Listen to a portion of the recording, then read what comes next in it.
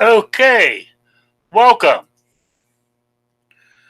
to Rick's Life as I See It, live from the crossroads of America. Talk show about guns, politics, or anything else that crosses my mind. Answer questions from the audience. Just put them in the chat box, and I'll see if I can answer them. What else? You can always email me at rickslifeasiseeit at gmail.com or spottedrick at gmail.com. I have a Patreon page, and the audio files from all my shows are on Stitcher, iTunes, and Podbean. So just wanted to let everybody know. And Dead Horse and Rupan just joined me. Appreciate it. Yes, sir. Of course. All right. Best Saturday show there is on TV. That's right. In the chat room, we got Lunatic Rider, Jason Stewart, gun websites, Gun Loving Grandpa, Ozzy Osbourne. That's on gun, and on gun channels. We got G Webs again, Peter Ortega, Ted Horse. So, anybody wants to join the panel? The link is on Gun Channels, on my page on Gun Channels. There we go. I'm having a rough start here. I didn't show up last week because I said during the summer months I'm doing it every other week to give me a break, before I can do stuff in the summer with my family and stuff like that. Since I moved here to be near the family, I might as well enjoy them during the summer months.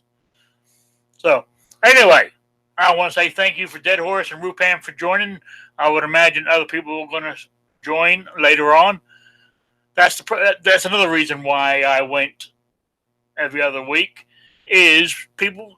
It's summertime. People are doing stuff, So, and my analytics shows that that in the summertime, Saturday afternoons is very slow for me. Picks up in the winter, but this time of year it's very slow. Southpaw RX is joined. That's good. All right, my topics.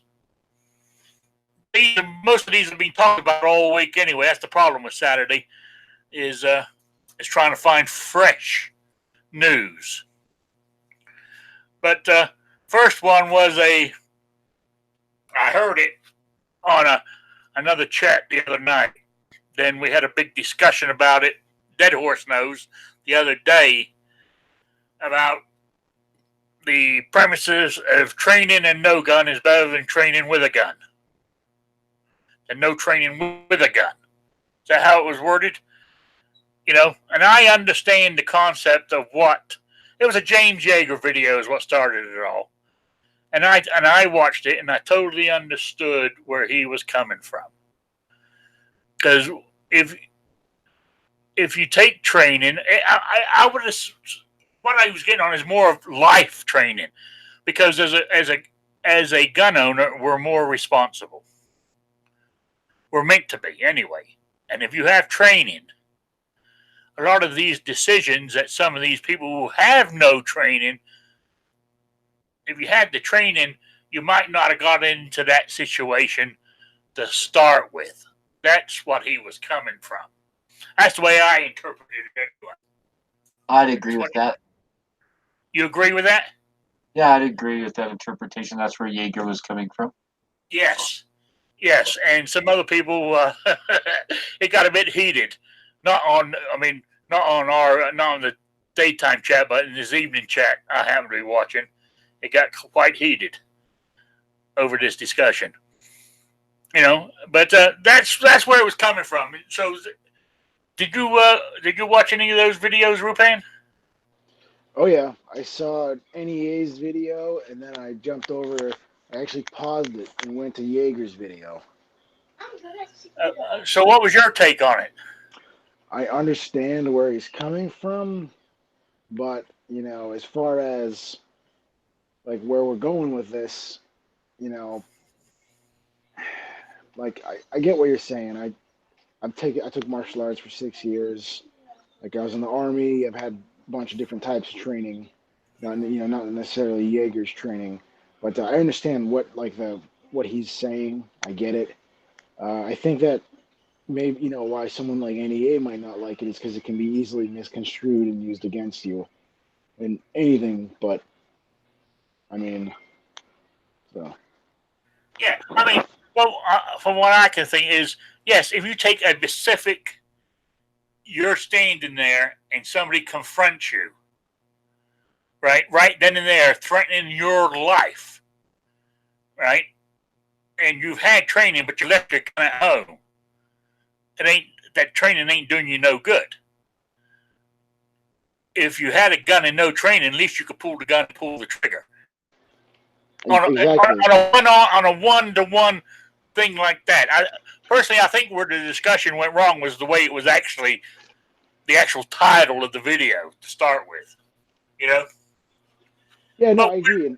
I would agree with that too, and also maybe taking 2 or 3 minutes into the video before the true point was expressed. Yes. Because the true point was far enough into the video where NEA didn't even get to that point by his own admission. He had only watched like the first couple minutes of the video, right, before he went over and made his video.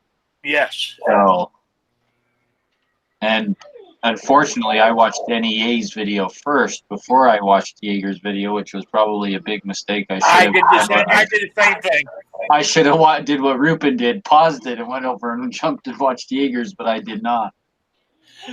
Yeah, but I'm just saying because it was actually quite a good discussion we had on the daytime chat about it. I thought, the different viewpoints that were coming across. But I think we all understand if you got training, it gives you a different mindset. So, like if you're in a bar, you're not drinking, but you're in a bar, you're hanging out playing pool or whatever, right? And you see a disturbance starting to happen. You've had your training. The best fight to win is one you're not in. So you just, ease out, grab your jacket, and walk out the door and let it go on. If you didn't have the training, you might stay there and find yourself in a situation where you might have to use that gun. That's another interpretation I took out of it. Another way of trying to explain it. Where you said, yeah, maybe I can definitely see that for some people, but some people, just the fact of owning a gun makes us more aware of the law, makes us more aware that we can lose that right to own a gun very easily by those circumstances. So that tends to make us just, be smarter and think about consequences and situations in advance. So, people have been buying guns without training and using them to defend themselves and their family for hundreds of years. And, and I can't even count how many times I've read stories of even kids defending their house and stuff like that with guns with absolutely no training. And how many times, I just with no training whatsoever, but just the fact that I owned and was carrying a gun made me self-aware of situations to avoid, just the fact of having a gun on me. So, so I can see for some people the training making them avoid that situation. I think for the majority of people, just the fact of them owning a gun makes them aware of that. Not everyone, but I think the majority. Yes. Hey, G-Webs. Hey, that's good. And thanks for the link out there on the gun channels. I didn't have time to type it. Am I interrupting? Dead Horse was just at, and I don't know if I was on the lag. No, you didn't interrupt. No. Did you just finish your thing? So you're talking about how, okay, if you watch Jaeger's video, since that's what we're talking about, in his video, he addresses the fact that he's not denying that circumstances have happened, that time has proven over and over again that anybody in the circumstances can, either by luck or by circumstance or by deliberate intent or by trial and error, there's all kinds of reasons why people have survived. Are you ignoring how many people haven't survived because they fumbled? I mean, when we hear about firearms numbers and how many people are killed, how often is that because somebody fumbles? There's concern about if you open carry, somebody's going to disarm you. Well, I don't care about that so much, but what if you are ill prepared, you pull something out and it's taken from you? It might not be taken from you, but how often do you stop thinking yourself as a full strength, middle-aged male, which is what most of the people that are listening to this and are going to suggest that this is a fallacy? How many of those people have ever put themselves into the mind and the mindset and the awareness of someone else? I don't have to go into all the options that are the side that a firearm equalizes, right? Size and age and ability. Okay, so let's talk about those people, and if those people have succeeded or failed. Let's talk about people that were surprised or startled. So you can say that it's an anecdotal whatever, like I can look at the successes and then that proves to me that my position is correct. But what James Yeager in his video, if you watch the whole video and listen to it without some sort of preconceived issues, which it seems like a lot of people over my 20 something years in this game have really bad. Like, people do not deal with the concept of learning well. But James's whole point in that video was, are you the weapon or is the gun the weapon?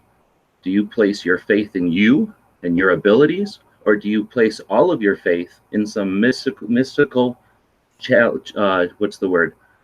Chasman or chalisman or whatever the word is. Like, is your gun some magic that equalizes? Or do you have a perception, an awareness that gunfights don't happen like the OK Corral, right? They don't happen in a standoff. They don't happen in either the music rises or it goes silent. A spotlight doesn't shine on the bad guy. A lot of times you figure out you're in a gunfight when you wake up on the ground with the Tweety bird and stars spinning around, coming out of a fog with somebody kicking the crap out of you or hurting someone you love. So we're talking about, are you the weapon or is the gun the weapon? And Yeager has intent. You could perceive his intent to deceive. You could perceive his intent to try to weasel money from you. But as a person who's slept in his home and who knows the guy since 94, the guy is challenging people to open their mind and realize that if you buy something and think that it is magical, it's a fallacy. You don't buy a guitar and think that you're a musician. You don't buy a car and think that you're Steve McQueen in a movie. You might feel like it once in a while, but realistically, it takes skill and practice, determination, learning from people who know what they're doing. And then once you have all those things, once you have some idea of what you know and what you don't know, you can avoid situations. You can, like he said in the video, you can have a perception of things that just change your world. So now you don't necessarily train to dodge bullets. You train to live a lifestyle that's aware of things that don't get you into a predicament. So I'll go back to Dead Horse's suggestion back there. How many people don't need to be trained in order to survive? How many people that weren't trained didn't survive? And how many people that were trained never got into situations that they needed to prove whether or not they could use a gun?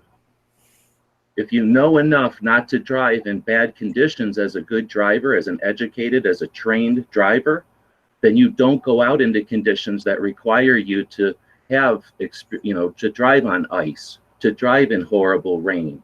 There's some people that have to drive in those conditions. Some people end up in those conditions, but an educated driver doesn't go out for a recreational drive in those conditions. Therefore, that trained driver doesn't need to be a statistic on whether or not they survived an ice patch of black ice. I think there's a lot more to this, and there's people that would like to dismiss the concept of education and knowledge, that don't understand or don't care to think about the fact that we pay the government to train our soldiers and our military, our police, and they train with other countries and they glean information. They develop that information literally the entire times we've had firearms in our military. And the evolution of that is through the free press and through people retiring and sharing that information, and through certain elements of those people who were trained to train. In other words, the people in the military and police that were the trainers, when they retire, not all of them just sit quietly. Some of them want to share that information with others. And then over the years, since the 80s and 90s, that training has developed into focus training for a civilian. So unlike military or police, where you're a sworn individual, a representative of state with all the responsibilities and less obligations, but certain responsibilities, and the lack of consequences because you're acting as a representative of the state.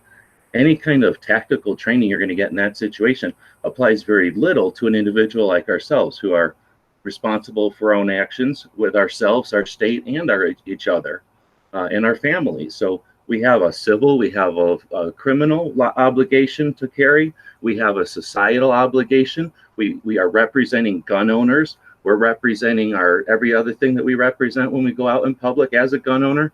And then we have to worry about our families. We could do everything right. If you don't live tomorrow, how do you support your kids? So there's a hell of a lot of obligations and responsibilities here. If you go to the store and figure this one has the best ergonomics, at this caliber shoots through the best gelatin, you're thinking of this car has the best gas mileage, and you're not looking at if it has airbags or what kind of seat belts or what kind of maintenance issues it has. All right, that was my thing. No, thank you. I totally see where you're coming from. I mean, there's more to that. What was it? 6-minute video he did. As you said, it took you longer than what he actually talked about. There's a lot to it. Yeah, there really is. We do owe an obligation, as a gun owner, to be responsible, to take care of, not to do anything frivolous. And with training, somebody who has training is better. I mean, if I'm walking down the street and I don't have a gun, and the guy next to me has a gun and no training, and as I was using that example earlier, we're in the bar playing pool or whatever, and I see a situation because I'm keeping aware of what's going on, and I see the situation developing where there's going to be some mighty big trouble here. Let's get out the door, and I tap him on the shoulder and say, "Let's go." But he wants to stay to see what happens. The next thing you know, you could be in serious trouble. So, I said that's my basic take on it. Is I learned by having training, I've learned a lot. I've done training. I've done a lot of classroom training, and I've done physical training. Not much physical training, but I've done a lot. I've done it wasn't. I can't think of the guy's name. He's a famous trainer. He's wrote a bunch of books too. I can't think of his name now. Anyway, somebody who's I guess licensed to use his program. Yes, somebody's licensed was trained by him. Yeah, so a lot of these trainers will have classes. Okay, they have their introductory level class, they have their advanced class, they'll have like a continuing education or something type of refresher skills type of class. They might get involved in more things, and then whenever you get to a level, your camera's on, Patriot, yeah, your camera's on. Whenever you get to a level of where you're in more demand than you can actually get to all these classes, they'll have instructor classes so that people can learn from them how to be an instructor. And that's what Sadayub does, is people learn from him how to teach. And they're basically teaching his curriculum. Well, that's what I did. I went on one of those courses, and it was very educational. Very educational. So I just wanted to say that. So, I know I sit here week to week in my big old self, but I said I've been on one of his courses, and I've done some no big instructor, but there was a local instructor that I used when I was in Rhode Island that I did a little bit of self-defense training with. So, and I feel I'm better off with that than not having any. whatsoever. You know, and I understand people just buy, I mean, there's people who go into the gun store, buy a gun, put some ammo in it, then put it away somewhere in the house and never touch it again. Then all of a sudden one night somebody breaks in, they grab it out and use it. That does happen. But as you said, you don't hear of many statistics of the guy pulls his gun out to go use it, and the guy who broke in the house takes it away from him, shoots him with it. Well, I'm not saying that happens every time either. No, but it can happen. Yeah, but the gun is easy to use, and little kids use them successfully to defend themselves and their little brothers, sisters, or their moms and stuff. So, I'm not saying you need training. I'm just saying I rage against the people that just plain out hate it or suggest that the only reason people want to offer this advice is because they're trying to sell a product. That's the biggest scam. That's to suggest that there's evil or there's negative to someone who's literally trying to kick people in the butt in a get out there and figure out what you don't know type of thing. It's like suggesting there's no need to learn first aid. There's paramedics just a phone call away. Yeah, I see where you're coming from. Also, yes, most trainers, if they're just out to say come and do training to make money, their training is not going to be that good eventually, and they won't be around long. Really, I don't think. Most people know who a bad trainer is. The word gets around. So, but everybody needs training. Now that's a good thing. I need to take, first aid courses. I really do. That's one thing I'm lacking on. I carry a first aid kit in my, I call it a kit, in my gun bag when I go to the range in case something happens. But at this point, if something happens to me or somebody else, I would have to say, I don't know what to do, but I've got the stuff. And I can give it to somebody who knows what they're doing. I need to take the training to learn how to do it myself. And that's going to be hard for me because, believe it or not, when it comes to killing animals and stuff like that, that doesn't bother me because I was a meat cutter and stuff like that. But if I cut myself, looking at my blood doesn't bother me at all. But if somebody, some other human bleeding bothers the hell out of me. That's something I think that's what stopped me from doing first aid training, to be quite honest with you. So I got to figure out how to get over that phobia, I guess, of not liking looking at other people's blood. That's where it's come from. Anyway, anything else on that topic? We the actually topic? talked about that fainting from blood and stuff, things that you can do to deal with that the other day. If you have problems dealing with that, yeah, we had some good suggestions about that. Patriot, did you hear the original topic? No, sir. No, we can go over it real quick. We're discussing the video that was put out, by James Yeager. Yes. And if anybody actually watched it, they would know what he was talking about. Yes, that's what I totally agree with it. If you get training and you're aware of things, you're going to stay away from trouble areas. And that's what I got from that, was obviously an awareness of things. If you're not aware of things, you're going to just walk into it like you're looking at your phone.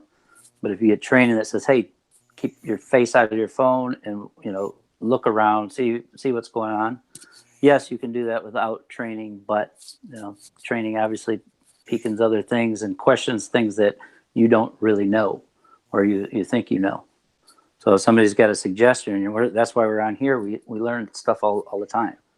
So a training, there's some things that, are tried and true or whatever. So for the awareness part of it, I totally agree. Okay. That's basically what we're talking about. Kingpin, you got any, the topic we're talking about? Talking about what are we talking about? Like, is training a good thing or a bad thing? Yeah, did you see the Yeager video? No, I don't watch Jaeger. He's not my cup of tea. Well, he's not mine either. But the reason I mean, I used to watch him when I first got into guns and stuff. But I do watch every now and then. I watch not enough ammo. He put out one saying Jaeger was full of shit, which sometimes he is. But I was listening to him, but then I went back and actually watched the one he was referencing. And what the actual title of the video was, training and no gun is better than training and a gun. Or was it the other way around? Training and no gun is better than no training and a gun. That was the title of the thing. And what we were just discussing here, what he was saying is, if you have training, it's more than just the physical learning how to shoot at a target and how to do that. It's life choices you're making. That you wouldn't go into a situation because you've had training on self-defense, and you think, well, no, I ain't going there. I ain't going to do it. And if you haven't had training, you might just go full force into that, thinking you're doing the right thing. So that's what it was about, basically. So. And it was actually pretty good. I don't usually watch many, trainers or any of that stuff online, but yeah, I don't either. And for Matt's defense, he only watched 90 seconds of it out of the whole thing, and then he talked about it for 4 minutes on his video. So yeah. He didn't get the point, and the whole point about the lady, making different life choices and taking training and being confident and stuff like that she probably wouldn't pick the loser that beats the shit out of her. Oh, I mean, that kind of thing. That is true. My aunt is just like that. She's always been just one of those that just picked the worst people, and she actually woke up, did some college, that kind of thing, and some other things that actually woke her up and gave her self-confidence, and then that changed a lot of things. So yeah. Oh, nice try, Jonas. How you doing? I'm doing good. I hear people are commenting on that training thing again. Yes. You got anything to say? Yeah, shall not be infringed. Did you watch it? I think Dead Horse is onto something there. Shall not be infringed. The right of the people to keep and bear arms shall not be infringed unless you have training. No, there's no unless you have training. So that wasn't stated. Never even brought up in the video, except for maybe in Matt's video or maybe an online discussion. But you might as well say ice cubes aren't hot because it has nothing to do with what we're talking about. Yeah. But did you watch it? If you can get training, you should. But training shouldn't be required for gun ownership. No, well, you're absolutely right, and we're agreeing with you. Because that's never. Trigger locks shouldn't be required for handguns. No, they should, but they still exist. So there you go. All right. Anyway, we can beat this to death, but we can also. I suggest people actually watch the video before you comment on it. Yes, because you watch it to the end, and you'll see the questions that are posed at the end, and it kind of changes what you assume at the beginning. Yes, from the beginning. I mean, when you first watch the beginning of it, you think, "Oh, here's another one of his BS videos," but you got to watch the whole thing. So, there we go. Okay. Next topic. Did anybody read that thing on our illustrious, who I didn't want to be, our Attorney General, A.G. Barr, the anti-gunner? He's more anti-gun than the president. He's set up a sort of like a working panel to look into gun violence, and domestic violence, on red flag laws and all this shit. So we know where this is going. I can see those. We had this discussion the other day too on red flag laws. I mean, I was on the side is we need. I mean, I hate to say it to be like an anti-gunner, but I don't know what the answer is. Is we need to do something. I don't want somebody who has mental issues or shows tendencies to be violent or wants to go in and shoot up a school or go in and shoot up a shopping mall. I don't want that person to have guns. The scary part is who makes that decision. Who makes That's that it. That's what the discussion was. And for using the anti-gunners term, we need to do something, but I don't know what. I personally don't know what the answer is. Doing the way they're doing the red flag laws, I don't think is the right answer. I don't think it's in the. I don't know. I don't think it's the right answer. So I don't know what to. I don't know where to go on that one. But where I'm going is that he's got this panel of 9 attorney generals from around the country discussing this stuff. So I feel something is going to be happening with this. Whether through executive order or it lands up somehow in the House and then into the Senate or whatever, I don't know. But it's just it's going to be a very tough. Right now, right now, if you said, are you going to vote for Trump in 2020? Right now, I got to pause and think about it. I mean, I was all behind him when he got up there and at the NRA show and said, 8 years of doing that, it's over. Your Second Amendment rights are protected. Then, and look what we've seen so far.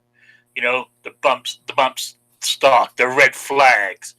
Now he's looking into silencers, We should have been listening better because he said your Second Amendment rights. He didn't say our Second Amendment rights. That Y matters a lot. It does. It does. It really, and it matters in the way you interpret the laws too. It really does. Well, you have to look at it objectively. I was reading an article. On Ammo Land, and the author was saying is Trump thinks he's the best pro-gun president that we've had. I think he really thinks he is. Taking away silencers, taking away accessories to him is not infringing on the Second Amendment. That's his wavelength. That's what his author was saying. And you know what? I think he might be right. That's the way Trump thinks. Well, you got to look at it objectively. If you look at everybody else that's not a Republican that's lining up for the presidency for 2020, none of them like guns. Hell, even the libertarians are probably going to push Johnson again. And Johnson was gifted a gun and he threw it away. So, quite honestly, it's either what we're going to be faced with. Either choose somebody else in the Republican Party, or go with Trump again. Unfortunately, because nobody on the Democratic side wants to keep guns. They're all for more restrictions. Hell, some of them have even said, you know what, we need to repeal the Second Amendment because we don't see it necessary anymore. Yes, you're right. You're right. And unfortunately, I'm not, here you go. I'm not saying it's right. But I personally feel come election day, if you stay home and don't vote, or you vote third party, you're basically giving your vote to the Democrats. You wasted. If you don't vote or third party, you've wasted your vote. Personally, I feel. We've got a third party president in the office right now, and everybody hates his guts. You think another third party is going to be any different? No. That's the point. The biggest thing of this is the whole idea of waiting until 2020 to worry about it. Or, when we vote and it's this, You know, what are we doing in between today and then? That's the biggest question. Who are you talking to? I don't know. Because otherwise, right now, I bet if you walked out your door and you went to any business around and you asked them what their feelings were on guns, I know in my area, most people wouldn't have a feeling either way, or they hate them, you know. And I live in a very a hole as far as Democrats and the liberals that just made the area pretty bad. But every gun shop is full every day. It doesn't matter what day of the week, whatever. You go there, all the parking lots are full. There's people buying, doing all sorts of stuff. But you know, you got to break through some kind of, you know, ideas that it's, you know, I understand with the liberals and the Democrats that are running and stuff like that, but there's a lot of people out there that do like firearms but have no idea any of this stuff's going on, or they're like, it doesn't bother me, you know, until you're in their face talking, telling them, you know, hey, this is actually going on. Hey, right now they're voting on this, or, you know, what was that? New Jersey or whatever, where they didn't do anything with the primary and it just kind of floated through. There was like hardly anybody voted, you know, and there's like millions of gun owners and nobody shows up to vote. You know, that's what we're doing, is trying to promote, you know, the right ideas and just get out there so that, you know, your neighbor that doesn't care either way and all he cares about is if he's got dandelions in his yard, you know, but talk to him. You're right.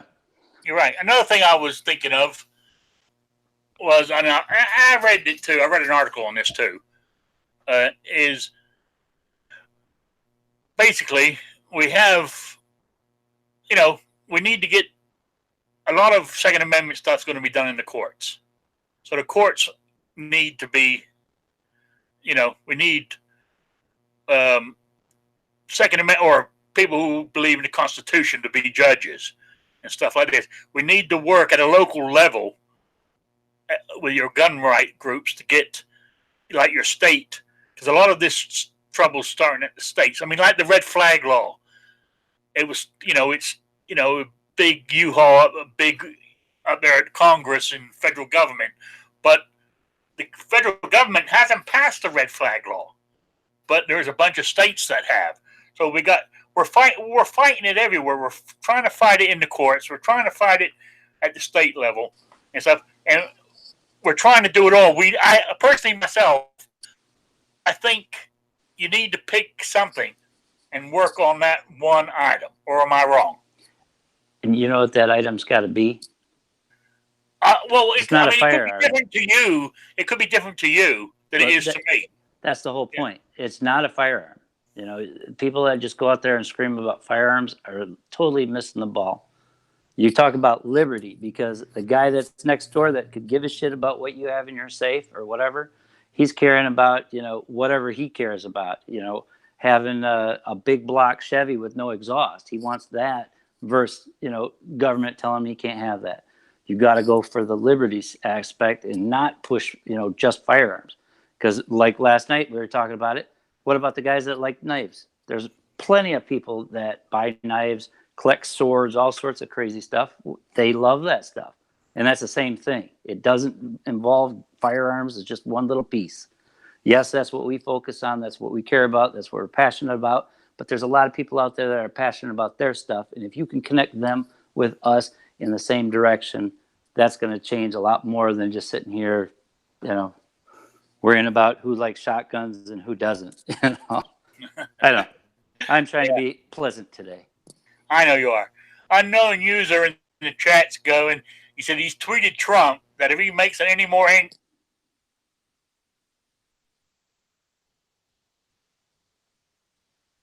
reading his tweets, because I've done the same thing on a personal thing. But I mean, we'll see. But I want to move on. Whoa. While I'm thinking about it, it's 3:40. So my quiz from 2 weeks ago, the 100th show quiz, where I have that really super heavy duty pen, gun oil, and lanyards, stickers, patches. It's sort of like a double. Like a double size of what I normally do. It was for the 100th show, and I had a total of 8 people entered, which is almost double to what I normally get on my quizzes. So I'm quite pleased. I would love to have a whole bunch more, but that works. So I'm going to use my random. Oh, the question was, it was 2 weeks ago. Anybody wanted to know what my question was? What was in the movie Wind River? I wanted to know what his main firearm was. There was 2 of them, but the one that I was more focused on was. Hang on, let me find my thing here, and I'll get with you.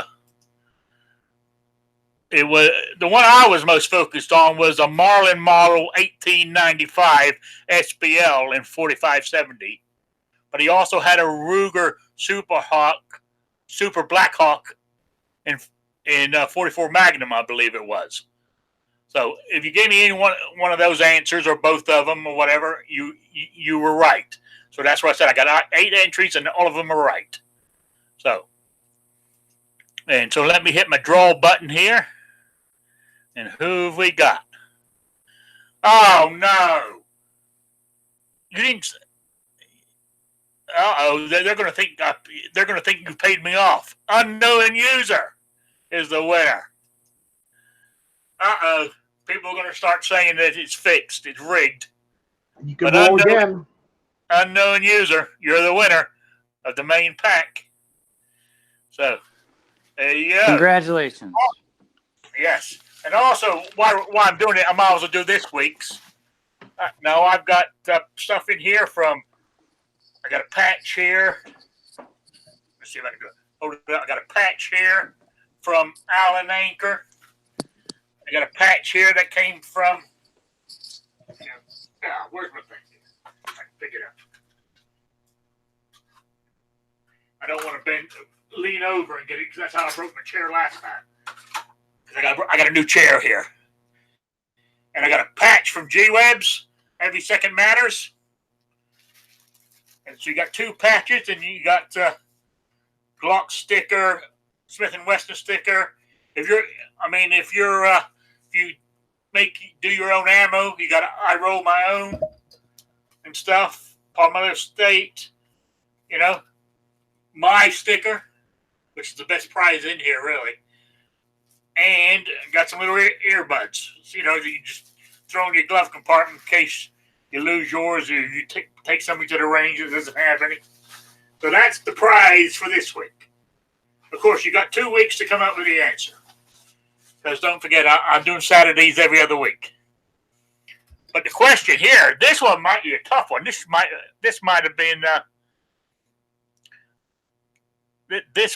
Should have been the one for the 100th anniversary.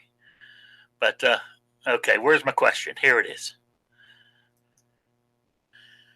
It's a Tom Selleck in the movie. It's a movie called, it was a Western called Crossfire Trail. He played a character called Raphael Covington. If anybody's interested, it was based off a Louis L'Amour book. 4 main weapons he used in that Western. Just name 2. If you get any 2 of them, you're in for the prize. There's 4 weapons. I only need 2 of them. So you got 2 weeks to come up with your answer on that one. Does everybody understand the question? Unknown user said he won't enter this time. Yeah, nobody believes him. Yeah. Oh, but anyway, there you go. So that is the question for next week. Email me at rickslifeasiseeit@gmail.com or spottedrick@gmail.com. And I will put you all into the drawing. If you get it correct, I want 2 out of the 4 guns that main guns he used in that movie. So there we go. All right, moving on. What else have I got written down here?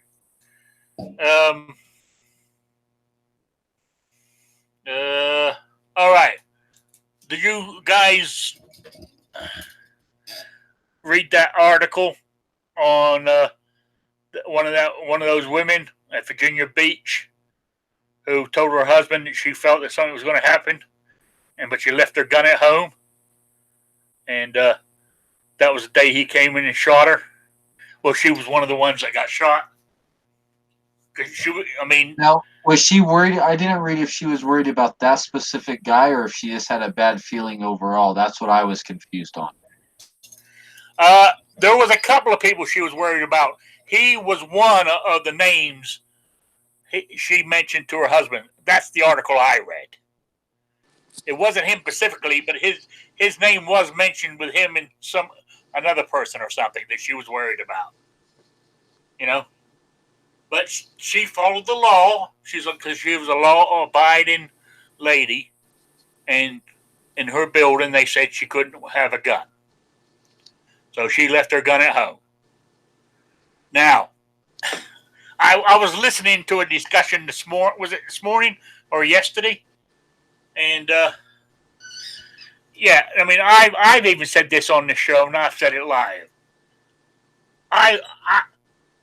When I wear my gun, and I wear it concealed 99% of the time, and I go into gun-free zones, I carry. I'm concealed. How in the hell do they know I have one? Unless I tell them. If I ain't going to tell them, I mean, the way I look at it is what they don't know don't hurt them. But then again, if my employer said, or part of the rules was no guns, I mean, how important is that job to me? There's a lot into that. I don't know how. I mean, I can sit here and say I would carry my gun and screw the the work policy. I'm protecting myself. Yeah, but we're law-abiding citizens, so. Yeah, we're law-abiding citizens. I mean, where I was going, like what I do, I mean, is I'll wear my don't go squilling on me. I have been knowing. I'm not saying I do it all the time, but I have been knowing to actually leave my gun in my holster and go into the post office. And under federal law, that's not allowed. Normally what I do is I have a safe under my seat in my truck. And normally what I'll do is I'll put the gun in there, then go into the post office. But occasionally I've just left it in the holster and gone in. It's concealed. They don't know I've gone in there, done my business, walked out. They didn't know. I didn't tell them. Everything went fine. So, but what would you do? I mean, how much is your job worth to you? I mean, if it's a good job, good paying job, and you like it, what do you do? I don't know. Anybody got any input on this? How would they handle it? Well, the other thing is if it's a felony and you get caught or something, then you lose those rights. So you have to weigh it. But for the most part, we're law-abiding citizens. You don't like the law, we got to try to change it. Obviously, with the post office, that's not really going to change. But yes, you're correct. I mean, like here in the state of Indiana, is if somebody has a gun-free, no guns allowed, except for federal buildings and stuff like that, it has no legal standing per se. If they can ask me to leave, and if I don't leave, then they can call the police and have me arrested for trespassing. But the actual no guns allowed the actual thing itself has no legal standing. You don't get it when you get trespassed. If you go into your 7-Eleven and the 7-Eleven guy says, "I want you to leave my store," and you don't leave, when the cops show up, they trespass you, which means they verbally tell you that you cannot come back there anymore. You do not get arrested for a trespass warrant until you violate that. So when the cop shows up at the 7-Eleven and says, Mr. Rick, you're no longer welcome here. If you come back, we'll arrest you. If you don't leave now, we'll arrest you, but you get to leave. And when you come back the next day is when you get arrested. So people think that when you walk into a building with a gun that doesn't have any legal ramifications, it's just the building's policy, and they trespass you, that you go to jail, and that's not true. I see. Now I didn't know that. I was under the belief. Yeah, but you but got look at it from the opposite perspective. That's state dependent. Some states. If the building's policy is no guns and people don't bring guns in, and then somebody who breaks the law anyways goes in and kills people, it's also whoever owns that building's responsibility to take responsibility for those people dying. Their responsibility Yes. You say no, but yes, because it was their policy to not allow guns in the building. So that's what I'm saying. We had this discussion, and it was pretty good last night on the Right of the People, and I was pretty much on the outside, and I'm going to be on the outside again this time, I believe. But is that where you want to live? Do you want to live in a place where 7-Eleven can't say that they don't want a gun in their building? And then if something happens in their building, that 7-Eleven gets sued because they chose not to have a gun in their building? They have the right to not have you. They have the right to refuse service to anybody that they want. And if they say they don't want guns in their building, that's their right to do that. And to force them to have to carry insurance or be liable because something bad happened to you in their store, that's dangerous, man. Well, they're putting that's just how it is. No gun signs now. So if you read some of the current no guns allowed signs, there'll be a disclaimer on the sign now that says that if anything happens to you in here, we are not responsible. So just keep that in mind. And there's a commerce law, because a couple businesses have already tried to been sued for similar things, and they're reciting old commerce laws that are protecting them. So basically, they're getting out of it. They're not even being sued. On a little side note, if there's anyone out there that lives in Michigan, look up Michigan Coalition of Responsible Gun Owners. There is a list of bills that have been submitted, and one of them is to revoke all gun-free zones in Michigan. Who knows if it'll go through with our Democrat governor and everybody else, but should check it out and call and push for it. But also, I think Tennessee is the only state that's actually made it law that if you say no guns, that business is held liable if anything happens. I think, if I'm correct, I think that's a Tennessee law now. But it's the only state I know that carries it. I believe some states have laws for their gun-free zones that if you do go into a business that has a certain sign, again, this is going to be state dependent, you can be charged. So that's not just every state. I think that you'll just get trespassed on if they see that you have a gun and ask you to leave. But there's a possibility in certain states now that you can actually be charged with a crime for bringing a gun into one of these businesses because they have a certain signage out front that's been made into law. Yeah. Unknown user said he worked in a convenience store for 2 months between jobs, and he carried every night, even though there was a no carry gun policy as an employee. And he said he was robbed at knife point the week after he left. Yeah. Did they know you were carrying, and that's why they didn't rob it? He also says on my Tennessee thing, he says I am correct because he lives in Tennessee, and that is a law there about a business liable. And there's a big difference between a private business and, a federal building, right? Or a building on national parks land. So I think the last time I read the law, I don't know if it's been changed, but it stated like any building on national park land, you're not allowed to carry a firearm, which included the restrooms because it wasn't specific. It didn't exclude the restrooms. So you're not even allowed to carry a gun into the, public restrooms out there. Yeah. Oh. Now go on. Who's going to say something? Pretty sure it's Night Strike. I think it was Night Strike. We're going to say something, Night Strike? Wasn't me. Okay. All right. I did find something out, and I don't know who else knows. I think it happened a year and a half ago that the most, state property or something like that, a lot of lakes and stuff are owned or controlled by the Corps of Engineers. And did you know now there was it was passed in I think it was Supreme Court.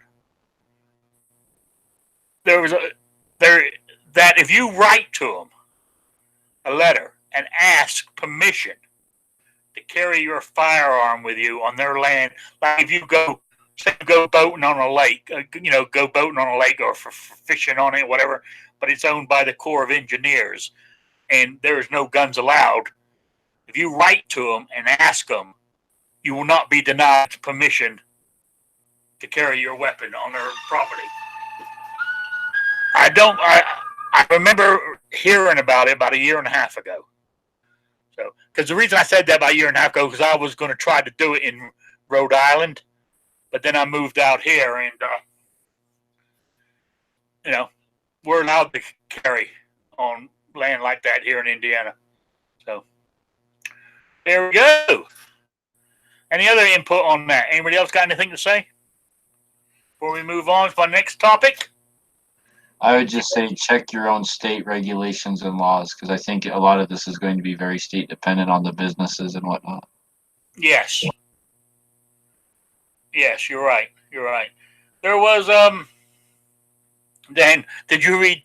I think Rupin read it a week or so ago. What you call it?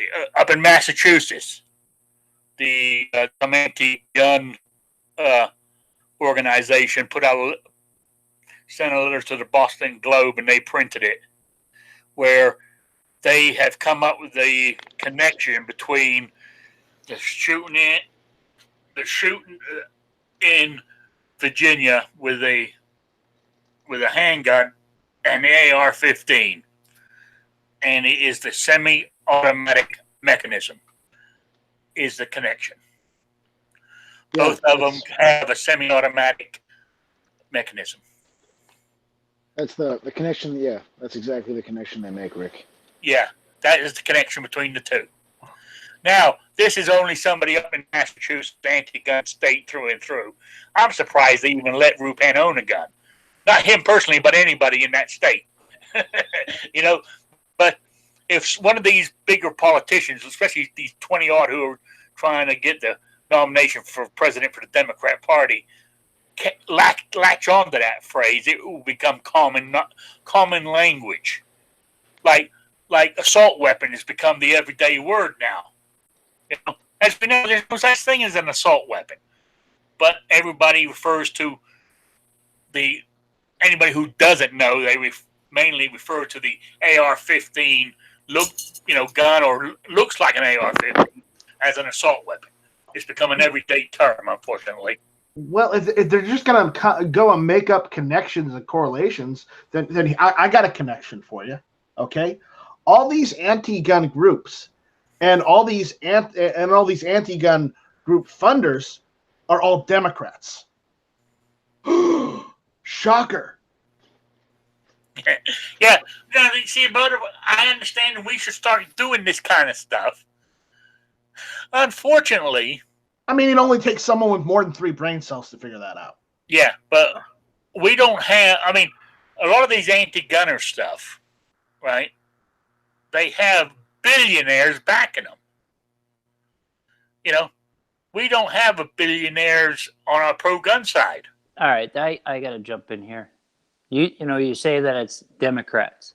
Now, how many Republicans have voted for the Hearing Protection Act to pass it? Anyone?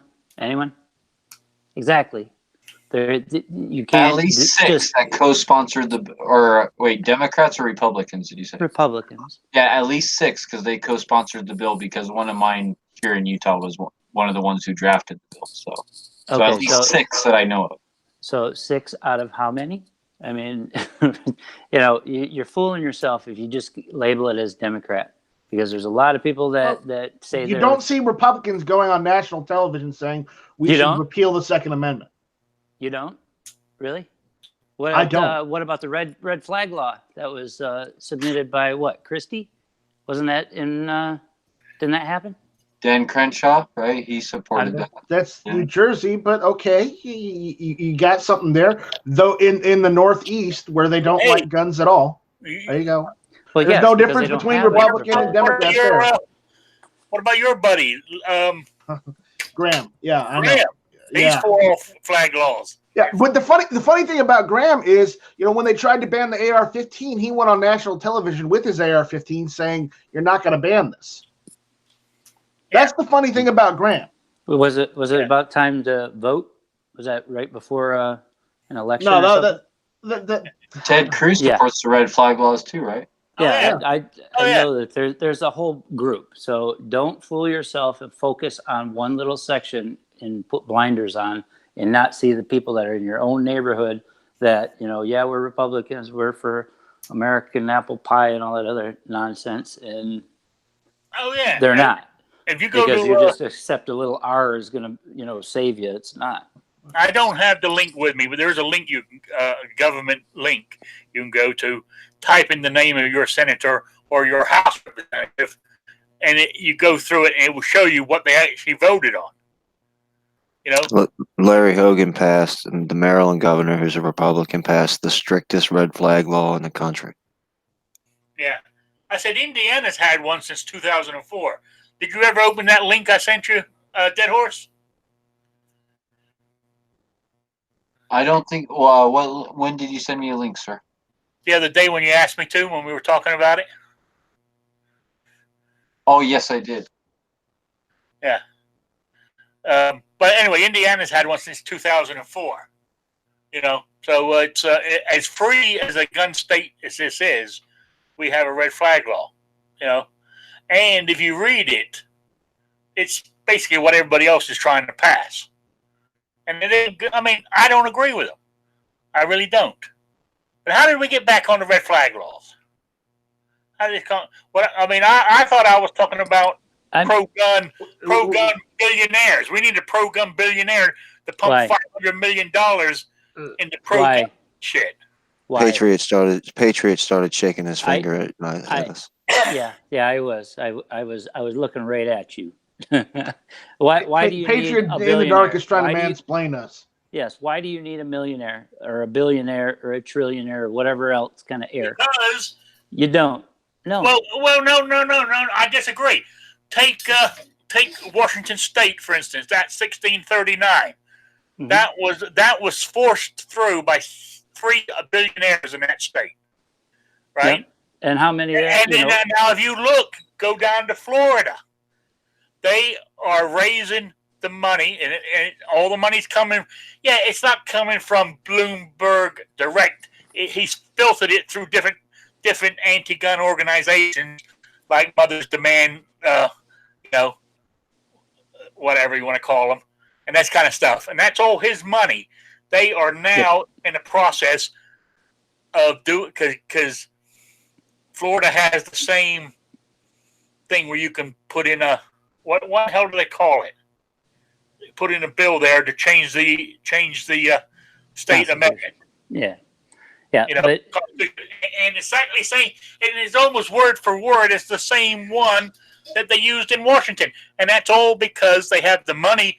They're paying people to go door to door knocking. And that is true, but that doesn't have any effect. Yes, it does. Okay, so they got a lot of money thrown at a lot of people. You go to college, and these dumbasses don't know heads or tails. And sure, give me $1, I'll go sign a paper, or I'll go walk around. They don't have passion about it. There's enough people out here that actually do care about stuff. That if they turned around and talked to the people that kind of have a passion about it, or somebody that doesn't care either way, if you get more people going, there's a lot more. Just think of history. Who is more scary to go against? A Hessian that was paid to fight you, or that farmer that was protecting his farm? Really? I mean, Probably the anyone? farmer. Have you ever heard that? Oh yeah. Yeah. I mean, So the it's the farmer. people. The farmer. It's the people have to get off their butts and talk and get this out here. We have all the means, all this internet stuff, and I'm sitting in my living room. Night Strike is in his treehouse or wherever he lives. I mean, so we're all talking right now, and they may have a couple dollars, but you might have a couple crazies that are really passionate about it.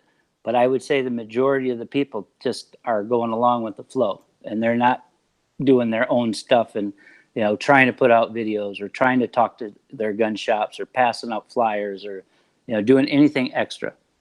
So just to say, oh, I wish we had a billionaire or a millionaire, that's missing the point. Sure, would it be nice? Yeah, but No. that doesn't have to. I don't think so. Yeah, that's right. I don't think you need that extra. It takes away anybody's ambition to become an individual resistance to. But it's working for the other side. Who cares? Who cares? You know what? You Free. Eating ice cream works for a long time. Eating ice cream all day works for a long time until you die. So just because something works for them doesn't mean it's moral or right, or that we have to use that tactic. It's not our only option just to see what the other guy did and respond. They want us to do the exact opposite. That plays into the game. Their fear is when we figure out exactly what Patriot said, that when we can talk to each other and get just a little bit mobilized, it doesn't take 100% of anybody to do anything. In fact, it takes 3%. We're real proud of the fact that it takes 3%, 2%. Of people, 1% to get 3% motivated. And then once you get 3% motivated, things change, and politicians who are by nature going to go to the path of least resistance, as soon as they see that there's resistance, they move. And then guess what? We live in another decades of not even guns aren't an issue. We lived through that for a long time. What we're seeing now is the desperate attempt for those who had control and now retain some control of our attention, realizing that in a minute we're going to not pay attention to them anymore. And once we're not paying attention to them anymore, multiple parties can exist because people have multiple opinions and nuance. And 5 parties create the stagmire and the stagnation in government that makes government work. Government's there to task with some of the stuff that we just can't do at a state level. And all this other burden that they've accumulated could easily disappear. We've lived in a country without that stuff before. It's not necessary.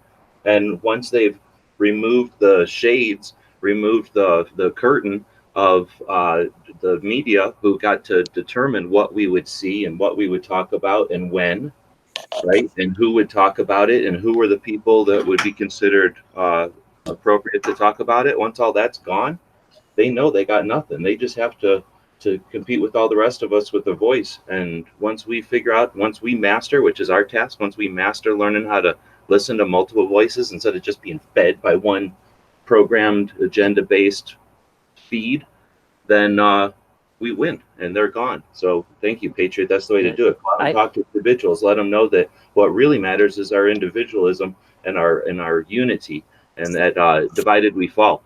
Think about liberty. Go meet with people, and people you like, people you don't. Talk about whatever. Once we're united, I mean, that's really what it takes. And then, oh yeah, I'm a gun guy. And then boom, that's outreach, and we secure some of our rights at the same time. Well, one of the things that the billionaires do that make us think that they're winning is they just fund the mass media. So when you turn on mass media and you see that all these gun bills are coming down, all these gun protests, all this free speech protest and hate speech and all these other kinds of things, everybody's racist, everybody's sexist. I challenge you to go throughout your day and write down every racist thing that you hear, every sexist thing you hear, and every racist person that you see. And I promise you, at the end of the week, you're going to have a very, very, very small list, because that propaganda is all of that money's paying for, and it's making us think that they're winning. The only thing I would add to that is, if you look at a politician, they go where the limelight is or whatever, you take that away, they're not going to have the ambition. You might have a handful of politicians that are really dead set on, this is what I'm focusing my life on, is to get rid of this, firearm or this Second Amendment or this liberty or whatever. Yeah, but other than that, the majority of those guys, if you take off the nuance or the money that they can get because they're looking like they're champion something, they're going to change. You'll have a guy that might be fighting for a stop sign in your neighborhood. They put that stop sign up, or somebody diverts it, and you go around the block or something. He's not going to be fighting for that stop sign. He's going to be fighting for the next thing. Oh, the park. There's a nice new bench or something. He's not going to focus on something that doesn't bring that same pressure. So when you start getting all the eyes focused and saying, well, what are you doing? That's not what we want. It's going to scare them. Maybe. I want to throw in there that I think David's idea is awesome. You should video that, like make a video project of that. Encourage people to do that, because that's 100% wraps up in a nutshell what I believe. They're creating that, and I believe it's outside players. I think it's foolish to think that it's NBC doing it or like whatever, some Hollywood place or even Bloomberg. Like that's outside players. They want us divided we fall. They want us to hate each other. They want us to suspect each other. They want us to pay attention to the thing that they have control over, which is a feed at this point, a bunch of feeds probably on the internet, and to not go out and do stuff like Tulsa and go to NRA and go to places and meet up and realize who we are. And and anyway, so I think that's great. Keeping track of how many times it actually happens, and then sharing that and encouraging others to do so, because that could go a long way to combat that, especially when a regular real person does it. It goes a long way to combat that robot echo that claims that we hate each other.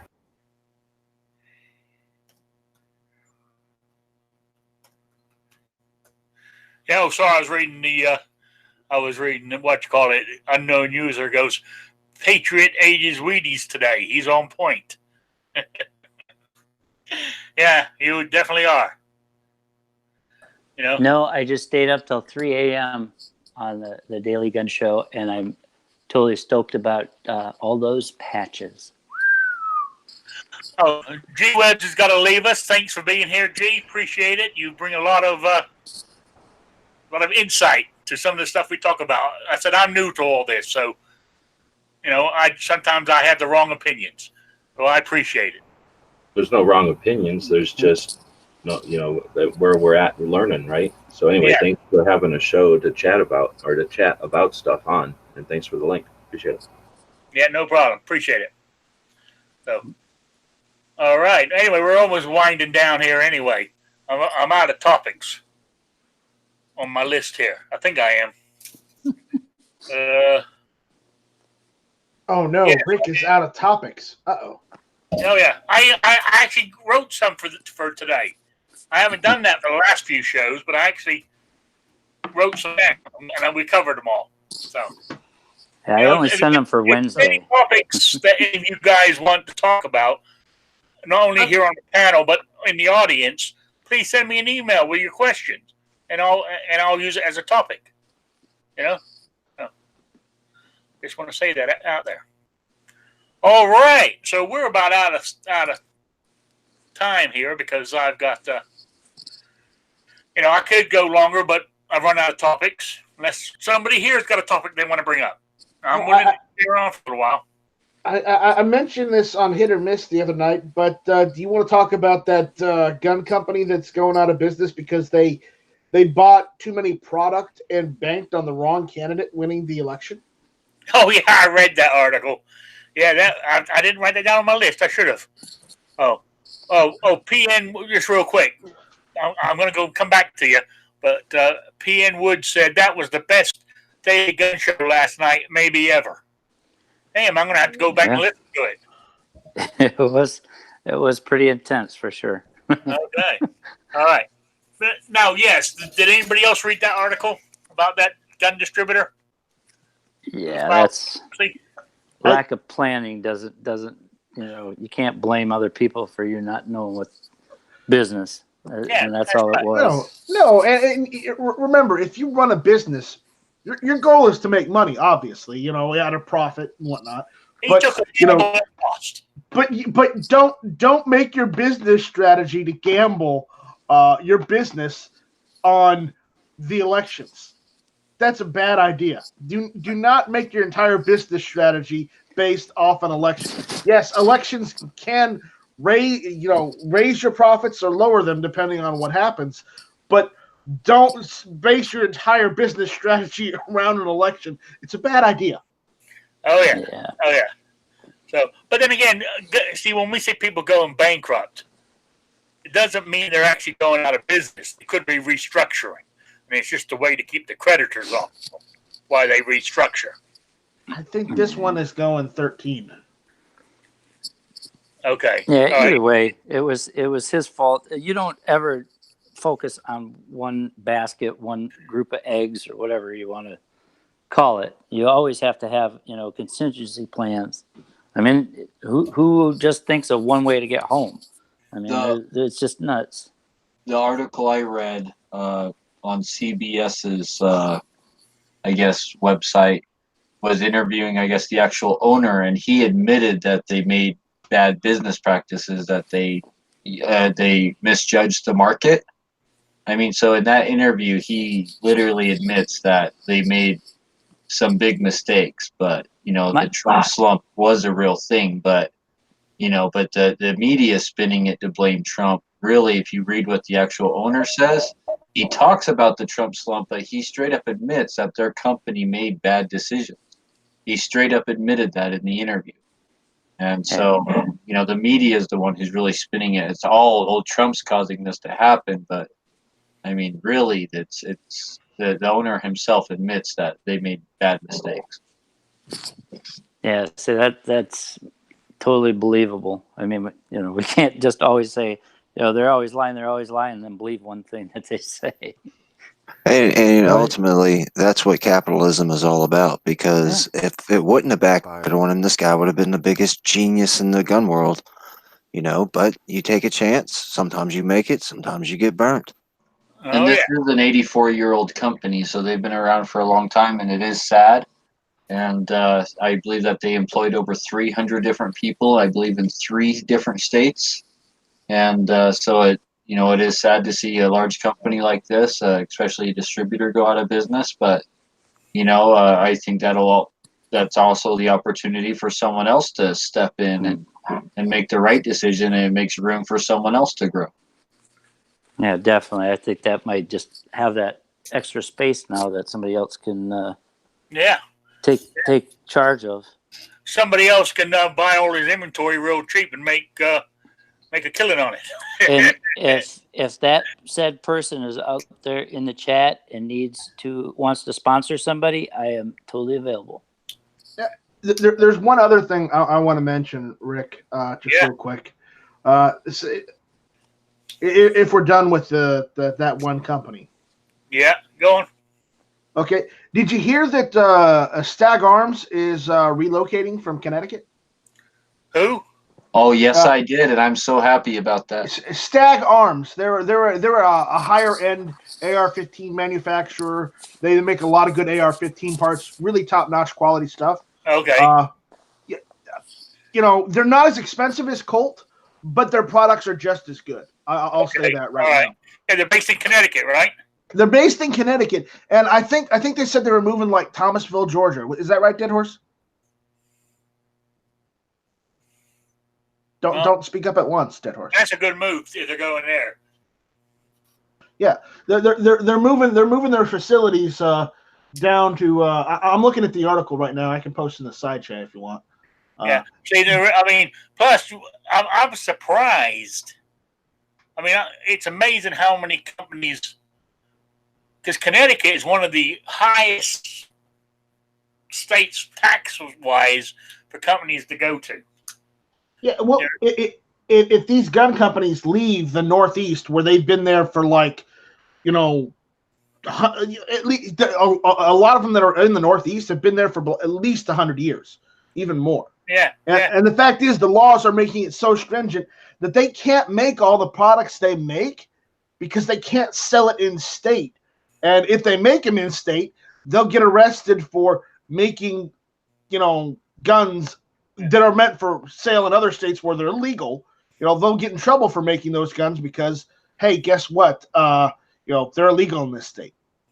It doesn't make any sense. It doesn't make any sense to have a facility there if it's illegal to sell it there. Yeah, you're right. I agree with you. As I said, I'm amazed. Like Smith & Wesson stay in Springfield, Massachusetts. That amazes me that they're still there. I'm amazed Colt is still in Hartford, Connecticut. Yeah, oh yeah. As I said, Car Arms is here. To what? Car Arms is still here. Yankee Hill Machine is here. They're making suppressors in Massachusetts. Yeah. Yeah. But again, you have to look at it from the other side.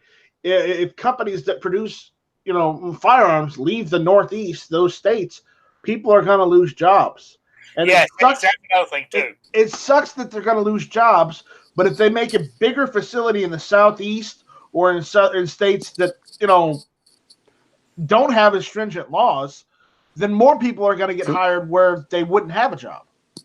I wonder if they have like certain things that are grandfathered in because they've been there so long, like some kind of tax exemptions or something that's grandfathered in because they've been there so long. That makes it's obviously they have to be making some kind of money and stuff, and it's got to get bad or whatever that they decide something else is better. Because obviously they, it might not be that you can move a new company there, but if it's pre whatever, maybe that's part of it. I don't know. Oh yeah, you're right. I am not a lawyer. Actually, Connecticut is the insurance capital of the world.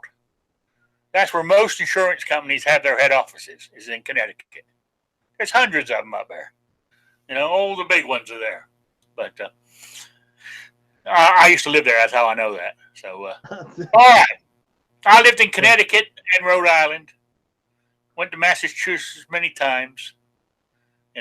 Now, that's a tough question. I'm going to end it here, but I was talking as my Massachusetts, what you call it,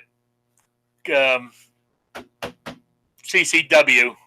That isn't what they call it in Massachusetts, but my carry permit has to be renewed soon. And it's only for a year, and it's $100. I don't think I'm ever going to go back to Massachusetts. You know what I'm saying? So I'm thinking of letting that one slide. What do you guys think? Well, unless you never have to go back there again, I don't see why you'd need it. Well, if friends and family, I don't know. I don't have any family there. And if friends want to see me, they can come down to Connecticut. I still got a license for Connecticut. Well, are there any states that recognize Connecticut but doesn't recognize Indiana, where you might want to keep Connecticut just based on, Rhode Island? Connecticut, if I remember correctly, Connecticut, Massachusetts, Rhode Island do not recognize anybody. They only recognize their own.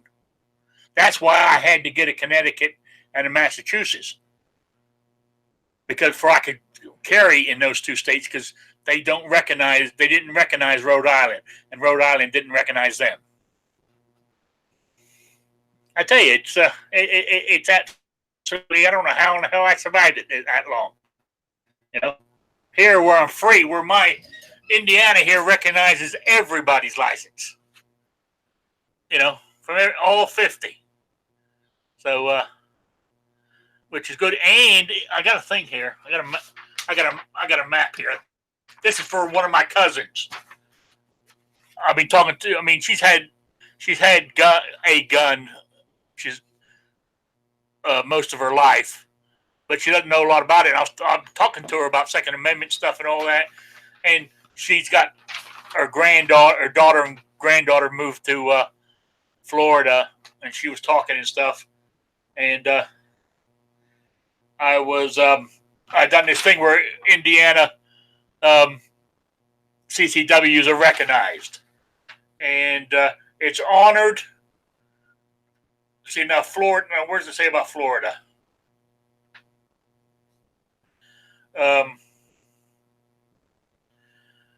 Rick, it's that bottommost right state.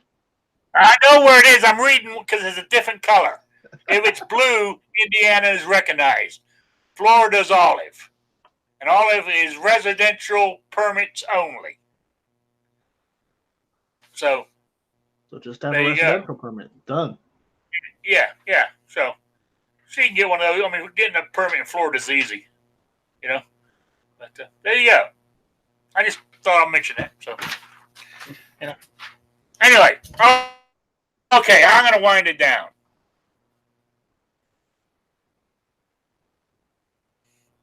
Oh, I know you got a question real quick. If the panel members could pick one Saturday night special to own just for nostalgia, what would they choose? Rupan.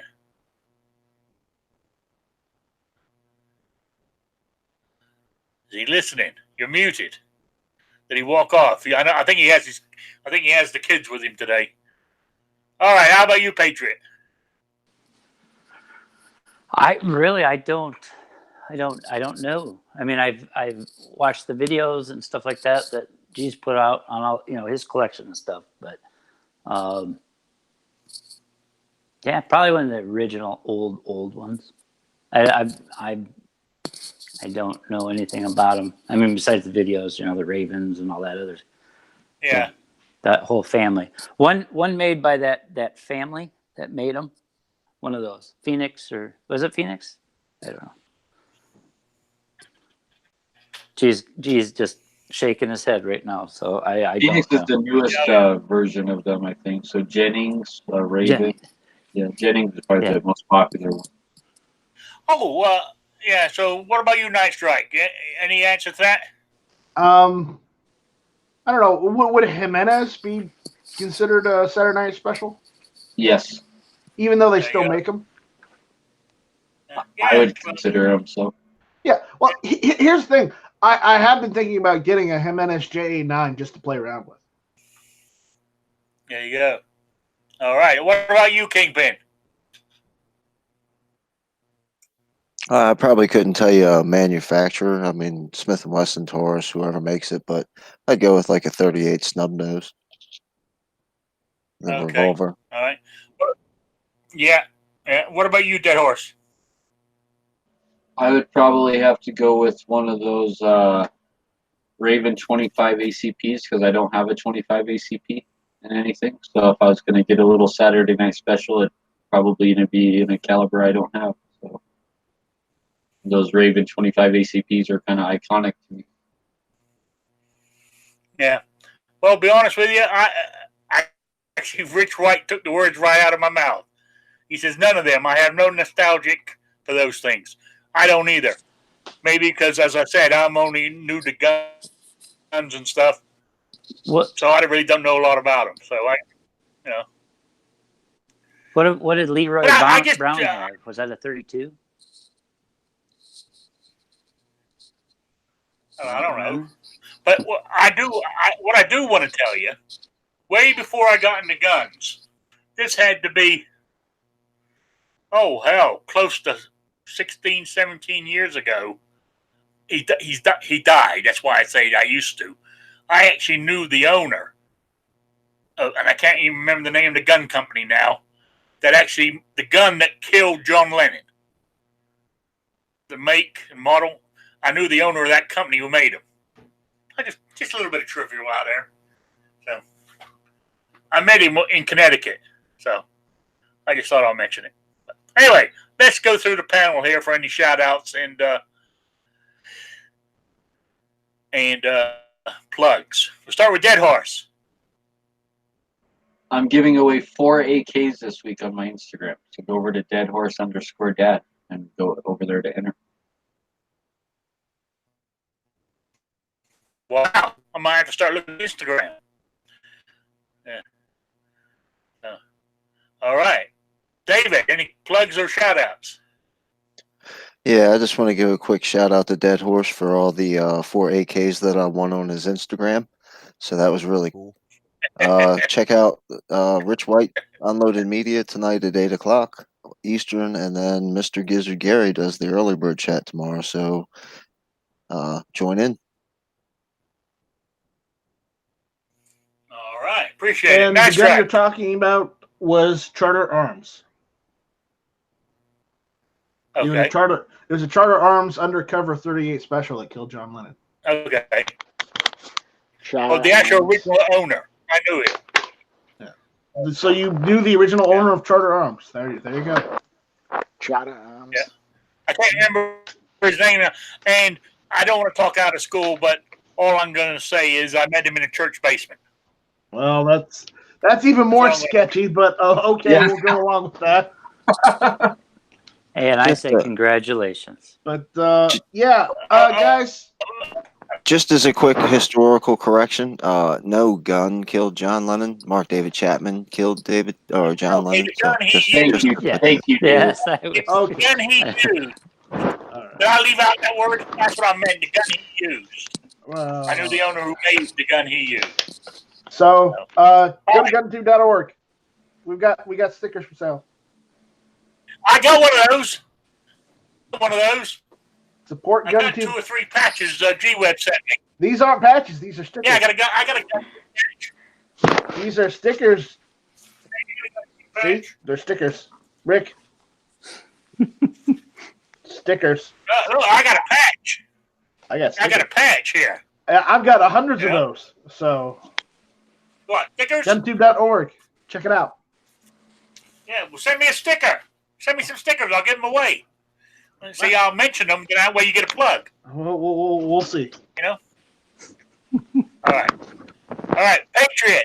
Any shout outs or plugs? Yeah, so everybody out there that's listening, you and your family all go over and watch Dead Horse and put in the code word Patriot in the dark.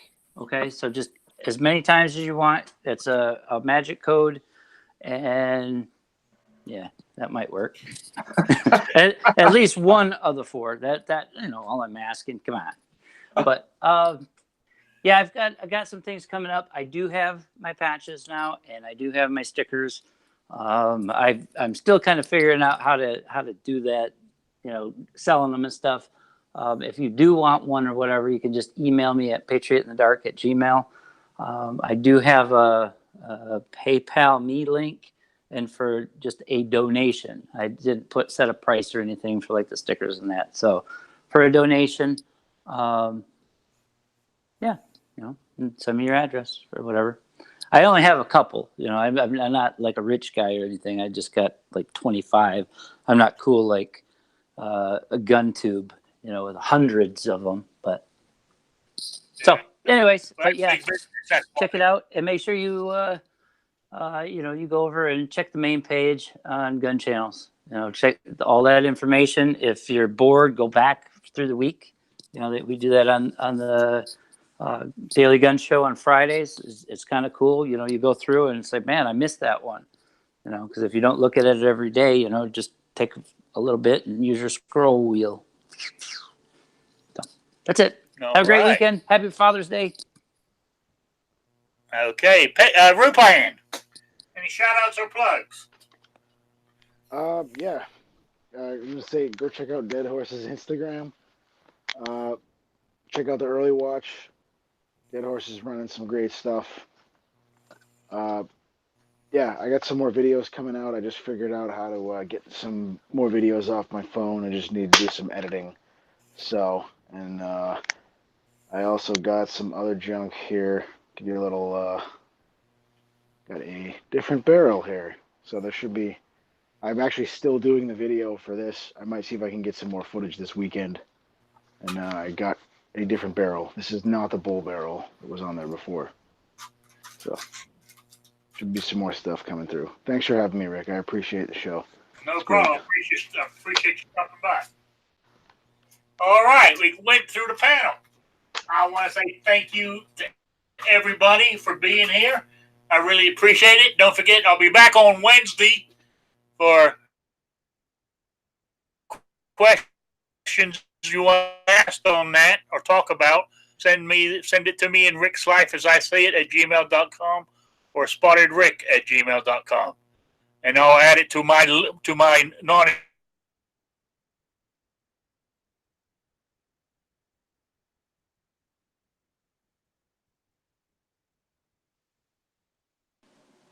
Something happened. We're off air. I think Rick froze. I think Rick froze too. Oh man. Make sure you check out Probably Rick. hit the leave call button instead of the end broadcast button. I do that often. Make sure you check out Rick at patreon.com. However that works. If you know how to use Patreon, look up Rick there. Buy him a cup of coffee. Shooting with Disabilities Wednesday at 7 p.m. Eastern, and Rick will not be back next Saturday, but the following Saturday with another 3 p.m. Eastern show. And Rick's Life Shooting with Disabilities, probably one of my favorite shows, live gun shows out there. Honestly, I love it, the service he does for the community. I dig it too. I mean, we break down and we deteriorate over time, and we get in car accidents and whatnot and stuff like that. And I mean, we got to learn how to deal with that kind of stuff if we want to still shoot pleasurably. Yeah, all it takes is one car accident, and you could be on the other side looking at how you do it. Definitely, but don't give up. Oh, definitely don't give up. Especially with guys just- like Rick out there that'll help you, and a lot of other people that can help you overcome obstacles. And besides, it's just another adventure. That's how I look at it. I think this goes on for 5 minutes till he comes back. We could do a bunch of taglines for the next 5 minutes. Okay. Never fear the dark. Give him the bird. I love Shall Lucy. not be infringed. Joni loves Chatsy. Bye, Felicia. I ain't got no tag. I was just gonna say that. What's his new one? That's a half a calf rope. Good day, everybody. Have a good day. Yeah, a good one. See you.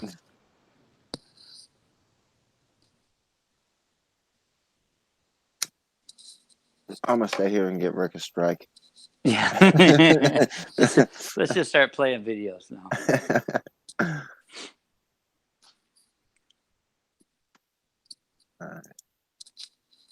All right. Favorite Three Stooges movie? I don't even know if I know the Say name of what? the Three Stooges movies. Oh, Yeah. the best one ever. When Three Stooges meet